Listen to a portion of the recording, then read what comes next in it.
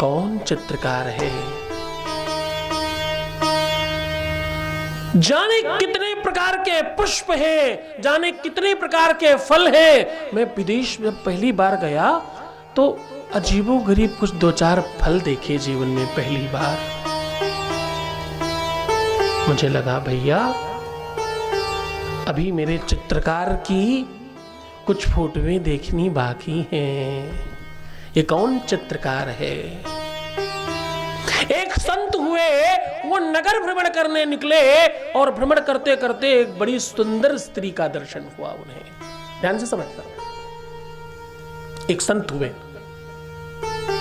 वो भ्रमण कर रहे थे। यद्यपि उनकी भावना, उनकी एकाग्रता, उनका संयम, उनका बल, उनका पौरुष, उनकी श्रद्धा, उनका जप, उनका तप, उनकी तपस्या, उनकी साधना सब उत्कृष्ट थी। उन संत पर संदेह नहीं किया जा सकता। जिस नगर में भ्रमण करते करते गए, उस नगर में सारी की सारी लड़कियां, स्त्रियां नगर बधू थीं। आप नगर बधू समझते होंगे, नहीं समझते होते तो एक आध बार गूगल करिएगा। नगर बधू का आपको मीनिंग नजर आ जाएगा। नगर बधू का मीनिंग आपको समझ आ जाएगा। वहां सारी स्त्रियां उसी कार्य में लिप्त थीं और सारी की सारी स्त्रियां नगर बधू थीं। एक बहुत सुंदर कोमलांगा, कोमल अंग और अद्भुत छवि, उनकी सुंदरता, उनका जो शारीरिक आकर्षण था वो इतना दिव्य था कि संत थोड़ी देर रुक गए वहां और एकटक उस बालिका को, उस लड़की को देखने लगे।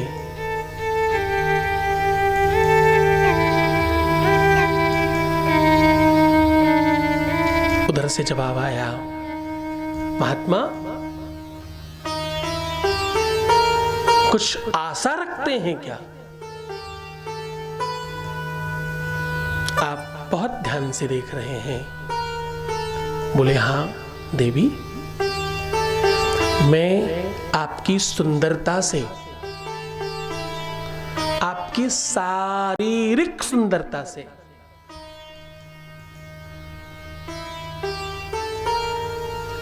आपसे स्वयं से जो मैं दर्शन कर रहा हूं आपका, उससे मैं बड़ा प्रभावित हो रहा हूं। तो उस लड़की ने जवाब दिया, बोले देखो मैं नगर बधू हूं स्वामी, मेरा तो काम है, मेरी तो सुंदरता ही बिकती है, मेरा तो रूप लावण्य ही बाजार में बिकता है। आप अगर ग्राहक हैं तो मैं आपसे उस प्रकार बातचीत करूंगी। संत ने कहा, देवी मैं तो ये विचार कर रहा हूं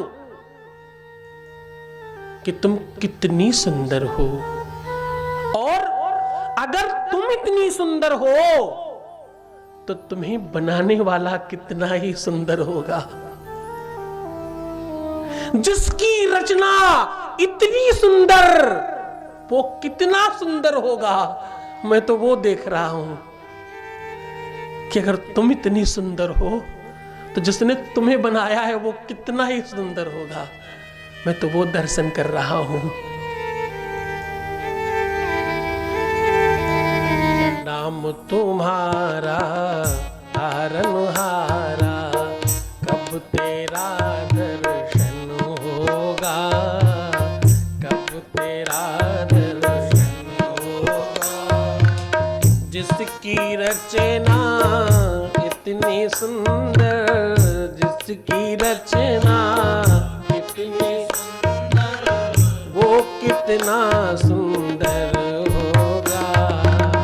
नाम तुम्हारा तारनहारा, कब तेरा दर्शन होगा।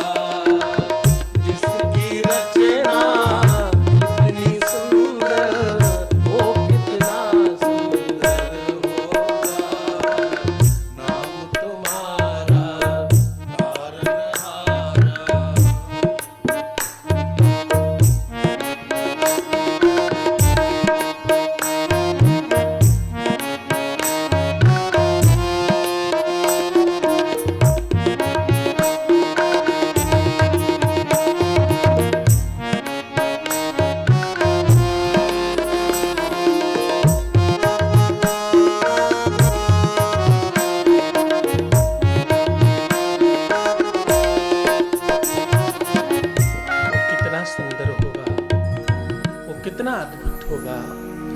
कितना दिव्य होगा, मैं तो वो देख रहा हूं बेटी,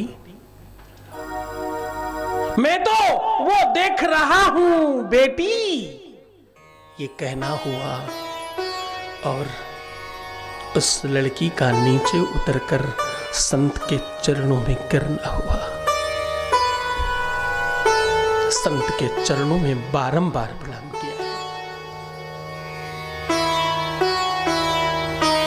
संत का जीवन भक्तों के जीवन को परिवर्तित करता है। जिसके मिलने से, जिसके साथ रहने से, जिसके सत्संग से जीवन परिवर्तित हो जाए, जीवन का चरित्र निर्माण हो जाए, उसे संत कहते हैं। आज 5 मिनट के अंदर इस संत ने एक नगर वधू को एक भक्त बना दिया।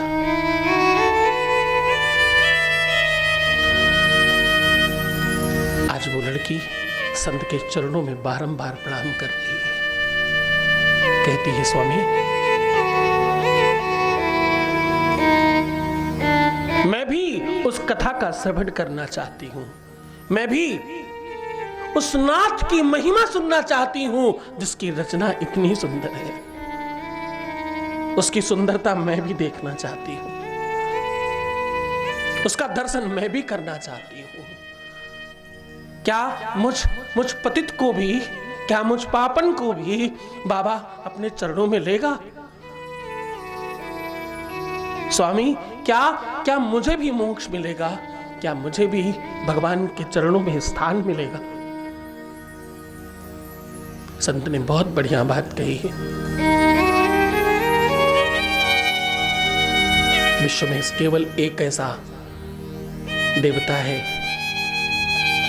विश्व में केवल एक ऐसा भगवान है जिसे नाथ कहते हैं, जिसे महादेव कहते हैं, जिसे शिव शंकर कहते हैं। और वेद कहता है, शिवपुराण कहती है, गर्ग संगीता कहती है, विद्वेश्वर संगीता कहती है, वायु संहिता कहती है, पापो हम पाप कर्मा पापात्मा पाप संभव।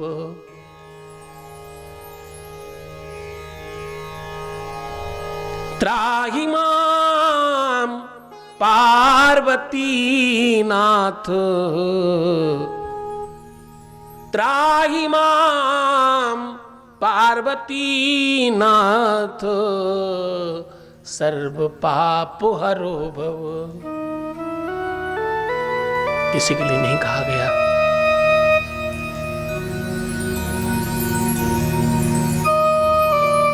पाप और ताप, संताप, प्रताप बहुतायत्ता का नाम है। जब कोई चीज बहुत बड़ी हो जाती है, जब कोई चीज अकाट्य हो जाती है, जब कोई किसी के कांटे से नहीं कटती। आपको पता है 9 नंबर भगवान का है। क्या 9 नंबर भगवान का है? 9 नंबर को आप जितना भी काटे उतना ही रहेगा। काट कर देखिए, 9 दूना 18, 8 और 1 9, 9 त्रिका 27, 7 और 2 9, 9 चौका 36, 6 और 3 9, 9 पंजे 45, 5 और 4 9, 9 6 54, 5 और 4 9, 63, 6 और 3 9, 72, 7 और 2 9, 81, 8 और 1 9, 90 9। कितनी भी कोशिश कर लो, वहीं से शुरू होगा और वहीं समाप्त होगा। न जिसका आदि है न जिसका अंत है वो शिव है। न जिसका प्रारंभ होता है न जिसका अंत होता है, न जिसकी सीमा होती है न जिसका समाधान होता है, वो शिव है।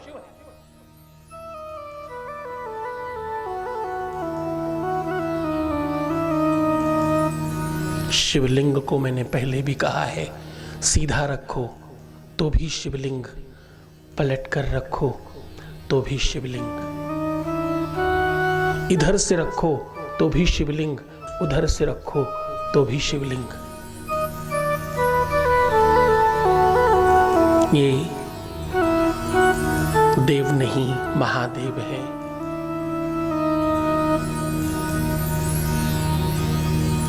ये भोलानाथ है, ये महादेव हैं, ये शंकर हैं, ये अविनाशी हैं, ये त्रिपुरारी हैं, ये त्रैलोक्य के स्वामी हैं। कोई स्वर्ग का मालिक हो सकता है, कोई नरक का मालिक हो सकता है, कोई पाताल का मालिक हो सकता है, कोई आसमान का मालिक हो सकता है, कोई किसी लोक का मालिक हो सकता है, लेकिन ये तो त्रिलोकीनाथ है, हर लोक का नाथ है। संत की अविरल गंगा बह रही है और पुराण कहती है कि ये कथा खड़े खड़े 7 दिन तक चलती रही। ना तो बोलने वाला थक रहा है, ना तो सुनने वाला थक रहा है, ना तो श्रोता हट रहा है और ना तो वक्ता हट रहा है। आज के समाज में क्या होता है? मैं शिव भक्तों की बात नहीं कर रहा, शिव भक्त तो आज लाख लोग सामने बैठे हैं। कौन सुनेगा, किसे सुनाए? इसीलिए चुप रहते हैं। बोलने वाला कुछ कहता नहीं, सुनने वाला कुछ सुनना नहीं चाहता, इसलिए सब सामान्य है, सब शांत है। यहां संत कह रहा है, वो लड़की सुन रही है। खड़े खड़े 7 दिन 7 रातें ऐसे ही व्यतीत हो गई, कथा निरंतर चल रही है। शिव का गुणगान हो रहा है, बाबा शिव की महिमा का गुणगान हो रहा है। ना तो साज है, ना तो बाज है, ना तो हारमोनियम है, ना तबला है, ना सारंगी है, ना तो मंजीरा है, ना तो कोई संगीत है। व्याख्यान हो रहा है, प्रश्न हो रहे हैं, उत्तर चल रहा है। कोई कुछ कहे तो किसी को सुनना चाहिए, कोई कुछ पूछे तो किसी को बताना चाहिए। कोई कुछ कहता रहे तो कदाचित हो सकता है कि कोई यार इंसान बोर हो जाए। शिव महाकथा में कोई सुन रहा है तो कोई सुना रहा है, और सुन रहा सुना रहा केवल इतनी बात नहीं है, प्रत्युत्तर हो रहा है, संवाद हो रहा है। संवाद में क्या होता है? संवाद का मतलब है वार्तालाप, संवाद का मतलब है प्रश्नोत्तरी, संवाद का मतलब है कुछ पूछा जाए और कुछ बताया जाए। कोई कुछ पूछ रहा है, दूसरा कुछ बता रहा है। कौन कौन से पाप करने के बाद भगवान माफ कर देते, किन किन पापों की क्या क्या सजा मिलती है।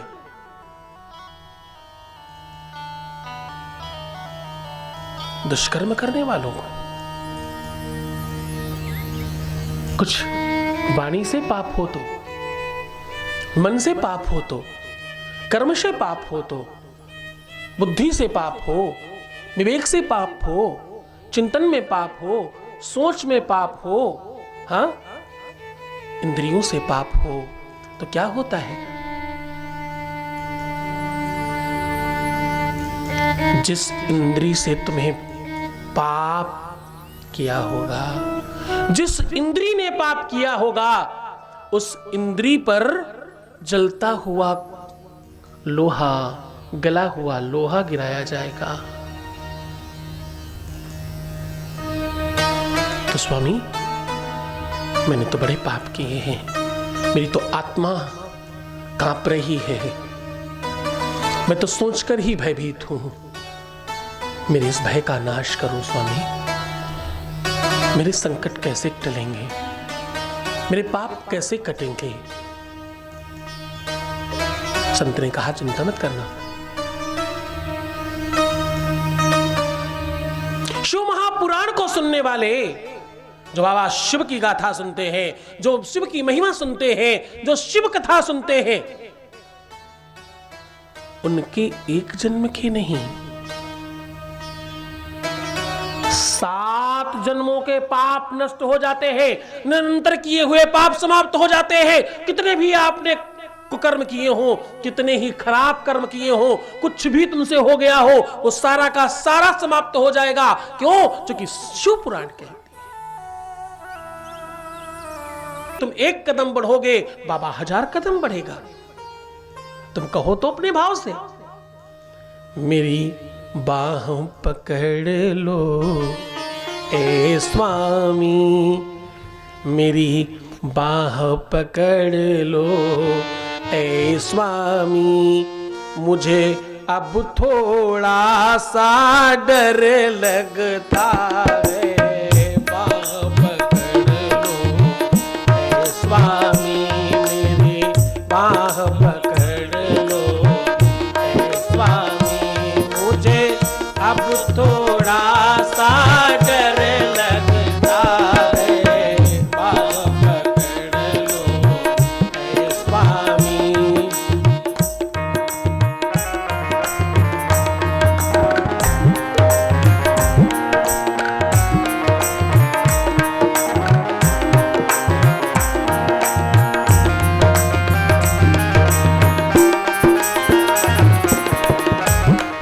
श्री सद्गुरुनाथ जी महाराज के प्रकल्पों में सबसे महत्वपूर्ण है आध्यात्मिक शिव नगरी की स्थापना एवं बाबा शिव की महिमा कथा एवं गौ सेवा, वृद्धा आश्रम, शिशु बाल विकास, अन्न क्षेत्र, भोजन वितरण, गरीब कन्याओं का विवाह, निर्धनों को रोजगार की व्यवस्था के साथ साथ हॉस्पिटल, योग्य क्षेत्र, आयुर्वेद धाम, ध्यान भवन, सत्संग भवन, सेवा धाम, विश्रामालय, वेद विद्यालय एवं संग्रहालय, अनुसंधान भवन, रिसर्च सेंटर, ग्रंथालय और 27 नक्षत्रों के वृक्ष, भव्य प्रेमेश्वर महादेव की प्रतिमा, शिव परिवार मंदिर का भी निर्माण किया गया है।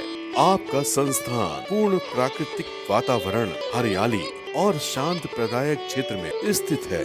यहाँ हजारों लोगों को भगवान शिव की भक्ति से जोड़ने के साथ साथ सतमार्ग पर चलना भी सिखाया जाता है। यहाँ वेद, वेदांग, पुराण, शास्त्र, ज्योतिष, आयुर्वेद इत्यादि पर रिसर्च के साथ साथ शिक्षा का भी प्रबंध है। यहाँ रहने का अनुभव वैसा ही है जैसे शिव भक्त रहना चाहते हैं।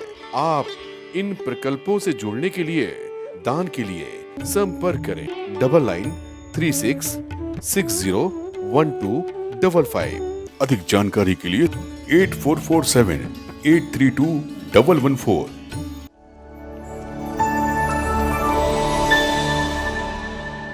जय शिव शंभो, जय शिव शंभो, जय शिव शंभो, जय शिव शंभो, जय शिव शंभो। राजस्थान की पावन धरा जयपुर में बाबा शिव की महिमा और दिव्य दरबार शक्तियों का आह्वान हो रहा है। जब तुमने उसे पहली बार चाहा था तो मैं नहीं था, तुम बीच में आए और उसके बावजूद मैं कह रहा हूं कि मैं तुम्हें दूंगा। तुम्हारे विश्वास पर मुझे मिला। जय शिव शंभो, जय शिव शंभो। आप दिनांक 27, 28 और 29 सितंबर को सादर आमंत्रित हैं। स्थान है दीप स्मृति ऑडिटोरियम, शिप्रा पथ, मानसरोवर, जयपुर, राजस्थान। संपर्क करें। नंबर है 9936601255, 9936601255।